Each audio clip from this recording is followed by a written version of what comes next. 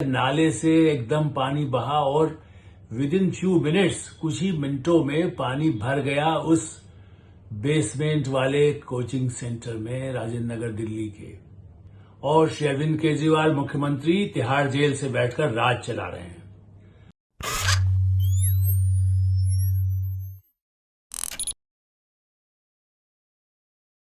नमस्कार, मैं हूं आलोक मेहता।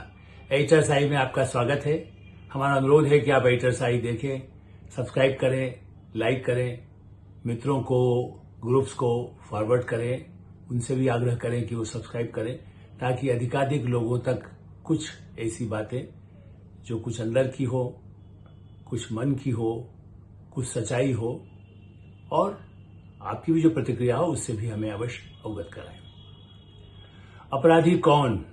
आपने बड़ी ऐसी फिल्में देखी होंगी जिसमें कहा जाता है कि अपराधी कौन, और भारत में भी चोर पुलिस, पुलिस चोर, डाकू चोर, आतंकवादी, सेना, सिपाही, कौन अपराधी? अदालतें हैं, अपराधी को तय करती है, लेकिन जो सामने अपराध दिखता है उसका जिम्मेदार कौन? तब भी सवाल उठता है, अपराधी कौन? सामने दिख रहा है। यदि किसी जज साहब के सामने भी यदि कोई हत्या होती है तो ठीक है कि अदालत तो जाएगा, लेकिन क्या ये मानेंगे नहीं कि हत्या हुई है? दिल्ली और हाथरस दो ऐसी घटनाएं हैं जिसमें बड़ी बहुत भयानक ढंग से मासूम लोगों की, मैं तो उसको हत्या कहता हूं, जो मौत हुई है। हाथरस में 120 लोगों की हत्या हुई, इसमें अधिकांश महिलाएं थी। और इसी तरह से दिल्ली में राजेंद्र नगर में, जिसे दुर्घटना कहा गया है, लेकिन मैं इसे भी मौत नहीं हत्या कहूंगा, क्योंकि कहीं न कहीं कोई जिम्मेदार है जिन्होंने मासूम लोगों को वहां तक पहुंचाया। पहले चूंकि हाथरस की चर्चा तो बहुत होती रही है, उसकी भी चर्चा थोड़ा सा मैं छूऊंगा, लेकिन मेरी चिंता इस बात की है, दिल्ली राजधानी महानगर जहां कई अथॉरिटीज हैं, दिल्ली सरकार, दिल्ली नगर निगम, दिल्ली विकास प्राधिकरण, नई दिल्ली नगर पालिका, पता नहीं कितनी संस्थाएं हैं, इतने ही नेता हैं, और श्री अरविंद केजरीवाल मुख्यमंत्री तिहाड़ जेल से बैठकर राज चला रहे हैं। उनकी ही पार्टी की मेयर दिल्ली नगर निगम पर काबिज है और किसी को कोई जिम्मेदारी लेने की बात नहीं लग रही। एक गंदे नाले का पानी, बारिश अभी सिर्फ वहां 15 मिनट, आधा घंटा, 1 घंटा हुई होगी राजेंद्र नगर दिल्ली के इलाके में, और उसमें इतना पानी भरा कि क्या वो नाले का पानी आ गया। और आईएएस की पढ़ाई करने के लिए आए, जो बहुत फेमस एक बड़ा सेंटर है, राव आईएएस कोचिंग सेंटर, उसकी कई शाखाएं हैं दिल्ली में भी और बाहर भी। उस आईएएस कराने के लिए जिन छात्रों को बेसमेंट में वो बैठे हुए अपना पढ़ाई कर रहे थे, जो लाइब्रेरी जिसे बताया गया, बेसमेंट में आमतौर पर लाइब्रेरी बनाना वैधानिक नियम के अनुसार उनके लिए उपयुक्त नहीं था, तो वो बिल्डिंग की जिम्मेदारी है या नाले से एकदम पानी बहा और विद इन फ्यू मिनट्स, कुछ ही मिनटों में पानी भर गया उस बेसमेंट वाले कोचिंग सेंटर में राजेंद्र नगर दिल्ली के। 2 बच्चियां और एक युवा, बच्चियां ही कहेंगे, वो भी बच्चा ही है।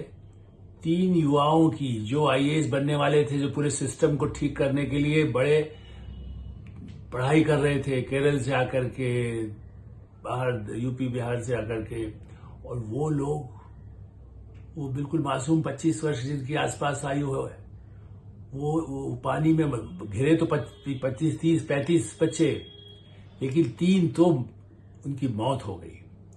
वो गंदे नाले का पानी जो घुसा, और क्यों घुसा?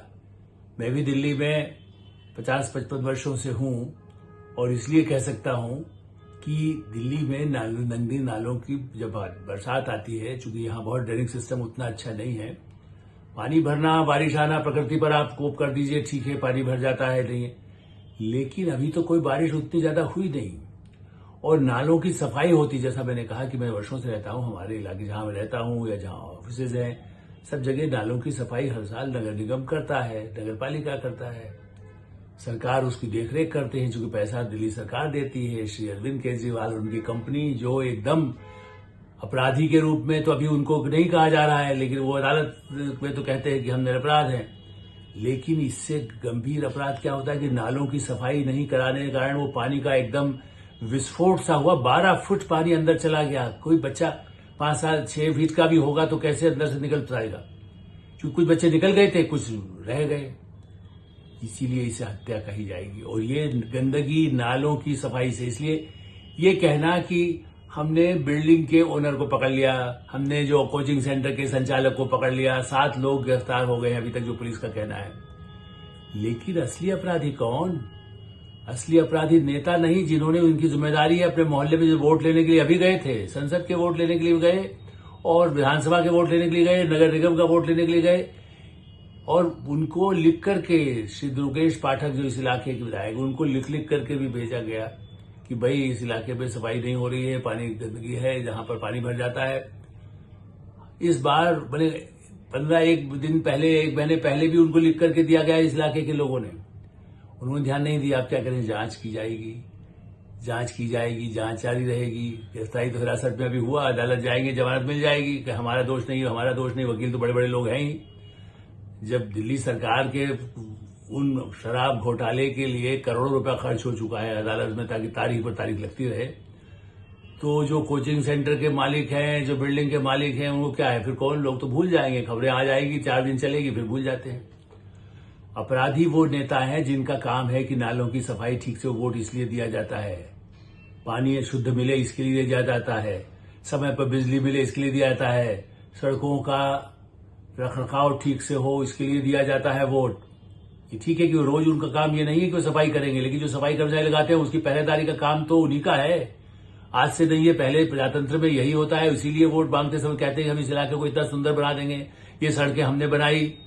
दिल्ली को पेरिस और कहां कहां क्या बनाने के वायदे जो अरविंद केजरीवाल करते रहे, आज उसका हर्ष ये है कि जहां बच्चे और इलाकों में, कई इलाकों में दुर्घटना, कोई बिजली से बढ़ता है, कोई सीवर लाइन यदि कहीं खुदा हुआ है तो उसमें गिर गिरता है। एक बड़े वरिष्ठ पत्रकार मनमोहन, जो बहुत बने 50 साल जिनका जर्नलिज्म का था, वो भी ग्रेटर कैलाश में पिछली बार पानी और इसी तरह गंदे नाले में उनको, वो तो बच गए उस समय बाद में, लेकिन उसी से उनकी मृत्यु हो गई। और उसके कारण जिस तरह की स्थितियां बनी, उसका नतीजा है कि ये इस तरह की दुर्घटना हुई, जहां पर वो तो नाले से उनको निकाल लिया गया, जो दिन के समय वो बीच का हिस्सा टूटा हुआ था। मैं उदाहरण बता रहा हूं कि कितनी दुर्घटनाएं होती है बिजली में। जो लोग सफाई करने के लिए जाते हैं अंदर, सफाई करने के नाले की, वो मर जाता है। तो अरविंद केजरीवाल एंड कंपनी, आतिशी, सौरभ भारद्वाज, दुनिया भर के जो मंत्री इनके बने हुए हैं, वो खुद नहीं है। उनकी पत्नी तो झंडा लेकर के, जब वो नेता बनना चाहती हैं, तो उन्होंने भी कोई सहानुभूति में जाकर के नहीं किया। छात्र सड़क पर खड़े हैं और मांग कर रहे हैं कि भाई आप इसका कौन जिम्मेदार है, उसका ठीक से बताइए, FIR कॉपी दीजिए, जो घायल हुए वो कहां पर है उनका पता बताइए। ये 3 तो मर गए, लेकिन कई और बच्चे जिनको उनको अस्पताल ले जाना पड़ा था उन लोगों को, क्योंकि इतनी ज्यादा पानी घुस गया, कहीं कुछ हुआ, घायल उतना चाहे वो जिंदा रह गए तो क्या, लेकिन उसका बाद वो भय कभी निकल सकेगा जिसमें उनके साथी मारे गए। ऐसी स्थिति में मेरा ऐसा मानना है कि ये केवल लीपापोती जांच कमेटियां दिल्ली में बैठी हैं, अस्पतालों की दुर्गंध, अस्पतालों की गड़बड़ियां, उस पर जांच के बाद रिपोर्ट का कुछ बहुत कम असर होता है। और यहां तो केंद्र सरकार है, उपराज्यपाल है, उपराज्यपाल के अधिकारी का तबादला उन्होंने क्यों नहीं किया? भाई ये तबादला करने का काम दिल्ली सरकार कहती है हमारे हाथ में है, नहीं ये धरना दे देते जाकर के, और अधिकारी का नहीं, नेता क्यों नहीं उस इलाके में जो हुआ उन्होंने उसको सुनिश्चित क्यों नहीं किया? उस इलाके के पार्षद, उस इलाके के, और भारतीय जनता पार्टी के जिम्मेदार है तो ठीक है, उनके लोग भी सांसद उस इलाके में जाकर के इसके लिए लगातार उनको करना चाहिए था। मैं कोई क्लीन चिट नहीं किसी को देना चाहता, लेकिन ये दुर्भाग्य है देश का। ऐसे कितने को दिल्ली में कहा गया, हाँ ऐसे अभी और हमने कई सेंटर्स पर उनको सील कर दिया है। अब सील कर दिया, अब जांच होगी, बिल्डिंग की जांच होगी, कैसे बेसमेंट में लोग लाइब्रेरी चला रहे हैं, लेकिन पैसा खा करके किस तरह से। हाउस टैक्स तो हम सब लोगों से ले जाता है, पूरे सबसे अधिक हाउस टैक्स कमाया जाता है दिल्ली में। दिल्ली सरकार की आमदनी हर साल उसको बढ़ाती भी रहती है, यहां तक कि उसमें भी भ्रष्टाचार है। दिल्ली सरकार का आदमी DDA के बाहर बैठ करके जब वो ट्रांसफर होता है लीज को, उसके बाद जब लीज खत्म होता है और उसके बाद उसको स्वतंत्र रूप से फ्री होल्ड करने का होता है, तो उसका भी पैसा दिल्ली सरकार के पास आता है। और मैंने देखा है, कई हमारे पत्रकारों ने देखा है, समाज सेवियों ने देखा है कि वहां भी भयानक भ्रष्टाचार है।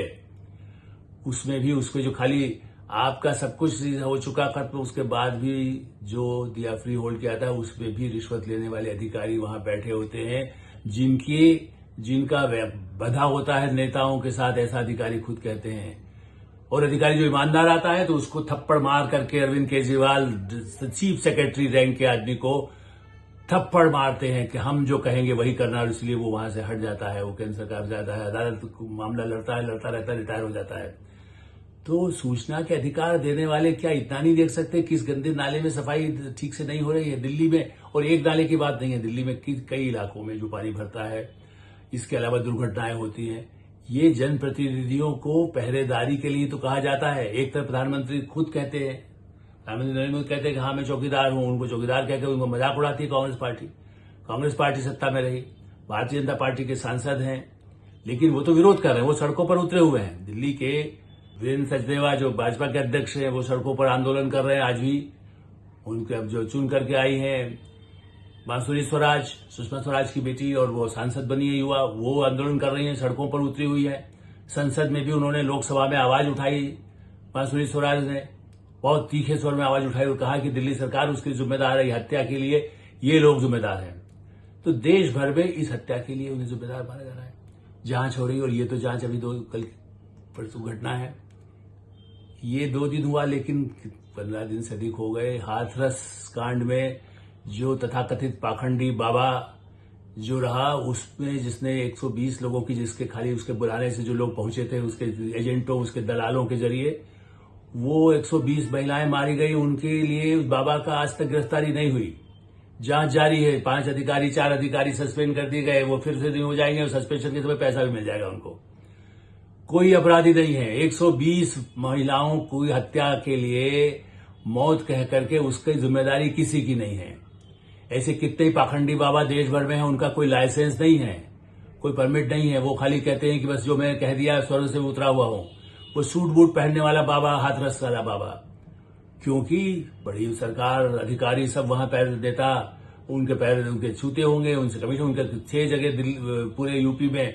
दूसरी पार्टियां भी ज्यादा मुखर उस मुद्दे पर नहीं है, क्योंकि सब नेता ऐसे दरबारों में पहुंच जाते हैं, कहीं सोचते शायद इनके जो समर्थक है उससे हमें वोट मिलेगा।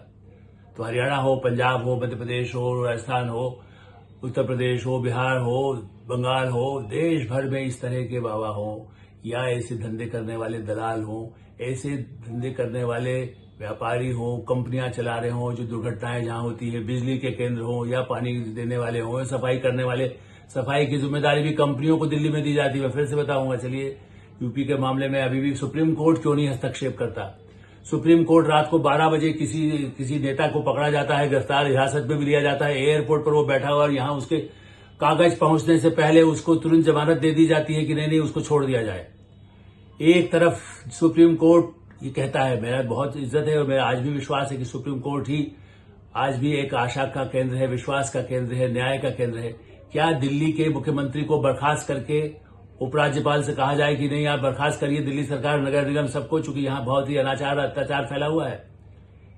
ये तो वरना सुप्रीम कोर्ट में चले जाएंगे, यदि सरकार उनको भंग भी कर दे तो चूंकि प्रावधान नहीं है, वरना चुनाव 6 महीने बाद, 8 महीने बाद, साल भर बाद, बहुत से पहले चुनाव हो जाए, वो कोई बात नहीं है, चुनाव आयोग उसमें सुनिश्चित कर सकता है। लेकिन दिल्ली में अत्याचार, मौतों के जिम्मेदार नेताओं पर कोई जिम्मेदारी नहीं है। अपराधी कौन, फैसला जनता करेगी, जनता करती रही है, अदालत भी करेगी। उम्मीद करना चाहिए सुप्रीम कोर्ट इस तरह के मामलों में हस्तक्षेप करे, और जो दोषी हो, बाबा हो, नेता हो, अधिकारी हो, अपराधी हैं ये सब, उन पर कड़े से कड़े कठोर दंड का प्रावधान सुप्रीम कोर्ट करे। ये HSI में हम यही विराम देते हैं। आप HSI देखते रहें, सब्सक्राइब करें, लाइक करें और अपने मित्रों को, ग्रुप्स को फॉरवर्ड करें। धन्यवाद, नमस्कार।